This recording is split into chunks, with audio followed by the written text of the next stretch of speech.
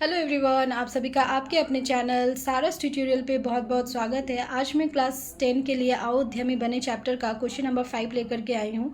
इससे पहले मैंने आपको क्वेश्चन नंबर 1, 2, 3, 4 दे दिया है। अगर आपने उन वीडियोस को नहीं देखा है तो प्लीज़ देखिए, उसका लिंक आपको डिस्क्रिप्शन में मिल जाएगा।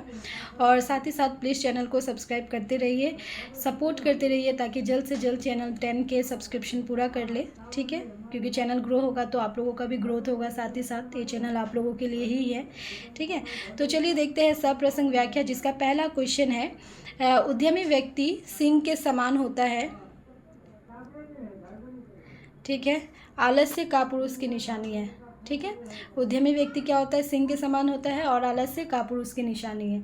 तो इन पंक्तियों के माध्यम से लेखक ने क्या बताया है, चलिए देखते हैं। तो एस वी नो की सप्रसंग व्याख्या है, तो 3 पार्ट होगा आंसर का। पहला पार्ट प्रसंग देखिए, सिंपली आपको लिखना है। प्रस्तुत पंक्तियां हमारे पाठ्य पुस्तक अंबर भाग 2 के आओ उद्यमी बने नामक शीर्षक से ली गई है। इसके लेखक देवोजीत भुइयां हैं। ठीक है, ये आपका प्रसंग हो गया सिंपल सा लैंग्वेज में। इसके बाद आपका जो सेकेंड पार्ट आता है वो विशेष का आता है। तो मैंने यहाँ पे विशेष का हेडिंग नहीं दिया है, आप पैराग्राफ चेंज करके भी लिख सकते हो। ठीक है, तो विशेष में कि आपका जो लाइन है उसकी विशेषता क्या है, उसमें कवि ने क्या कहा है, इन शॉर्ट आपको बताना है। तो उक्त पंक्तियों के माध्यम से लेखक ने उद्यमी व्यक्ति और कर्मविहीन बेरोजगार व्यक्ति के बीच अंतर स्पष्ट किया है। ठीक है, अब आगे चलते हैं हमारे जो मेन पार्ट है व्याख्या उसके तरफ। ठीक है, तो यहाँ पे देखिए, प्रस्तुत पंक्तियों का आशय यह है कि एक उद्यमी व्यक्ति यानी एंटरप्रेन्योर और एक कर्मविहीन बेरोजगार यानी कापुरुष व्यक्ति के बीच छोटा सा अंतर आलस्य है। ठीक है, तो इन दो व्यक्तियों के बीच छोटा सा अंतर क्या होता है? आलस्य। ठीक है, जो एंटरप्रेन्योर या उद्यमी व्यक्ति होते हैं वो आलस्य से कोसों दूर रहते हैं, और जो बेरोजगार यानी कापुरुष होते हैं वो लोग आलस्य उनको मतलब छोड़ता ही नहीं है। ठीक है, तो देखो आगे, एक उद्यमी व्यक्ति सदैव प्रयत्नशील रहता है। उद्यमी व्यक्ति अपने परिश्रम से स्वयं ही कोई व्यवसाय या उद्योग शुरू करके आजीविका कमाने के साथ साथ दूसरों को भी आजीविका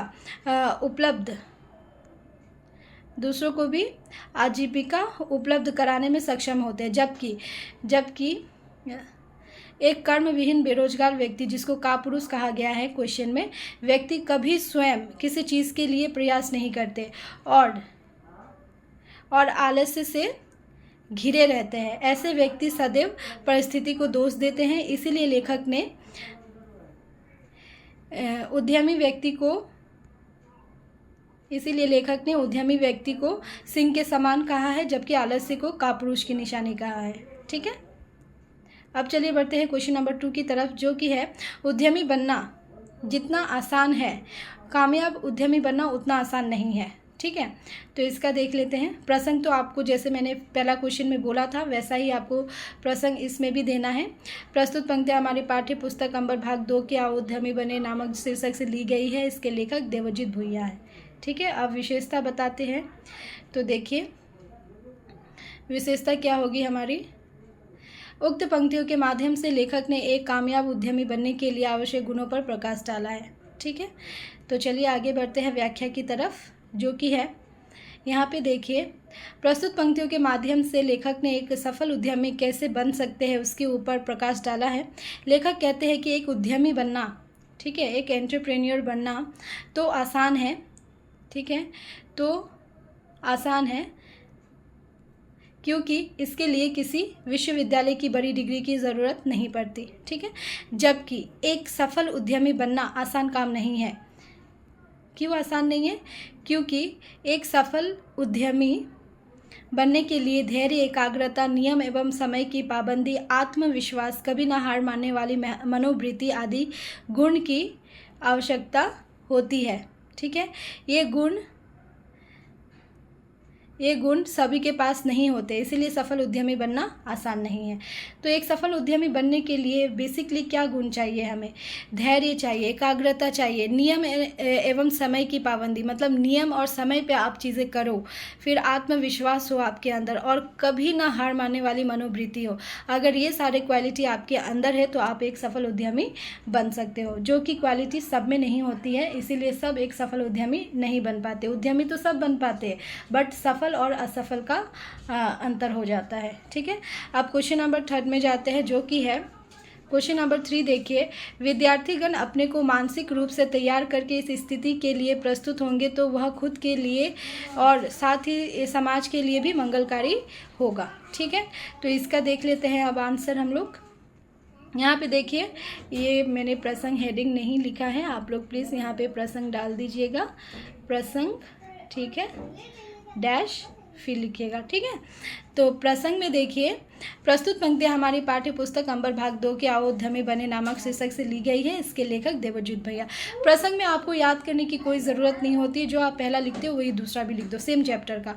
और सिर्फ अगर दूसरा चैप्टर है तो सिर्फ आपका चैप्टर का नाम चेंज होगा और लेखक का नाम चेंज होगा, बाकी सब तो सेम ही रहेगा।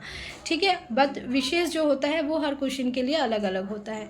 ठीक है, यहाँ पे देखिए, उक्त पंक्तियों के माध्यम से लेखक ने सभी युवक युवतियों से यह आग्रह किया है कि वे स्वयं को हर परिस्थिति के लिए तैयार रखें।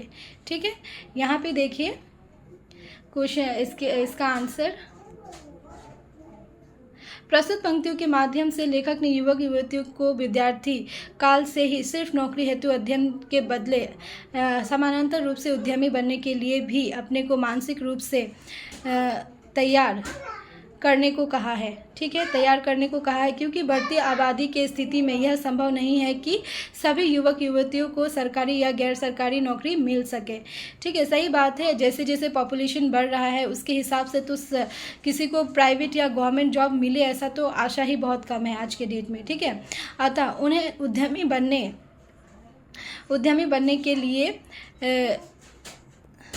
के लिए भी तैयार रहना चाहिए। इससे उनका खुद का और देश एवं समाज का भी मंगल होगा। ठीक है, अगर आप स्टडी के साथ साथ एक एंटरप्रेन्योर बनने की भी कोशिश करते रहोगे, एंटरप्रेन्योर बनने का भी आप साइड बाय साइड प्लानिंग करते रहोगे या उसके ऊपर काम करते रहोगे, तो कल को अगर आपको जॉब नहीं भी मिलता है तो आप कम से कम अपने आप को एज ए एंटरप्रेन्योर इस्टेब्लिश कर सकते हो। तो पढ़ाई के साथ साथ ही कुछ ऐसी स्किल्स आप लोगों को डेवलप कर लेनी चाहिए जो आगे जा कर के आपके मतलब लाइफ को मतलब एक पॉजिटिव डायरेक्शन में लेके जाने में मदद कर सके। ठीक है, सो गाइज, इस वीडियो में मैंने आपको सब प्रसंग व्याख्या दे दिया है। रेस्ट ऑफ दी क्वेश्चन आपको नेक्स्ट 2-3 डेज में मिल जाएगा। ठीक है, सो चैनल के साथ बने रहिए, चैनल को सपोर्ट कीजिए। तब तक के लिए बाय, टेक केयर।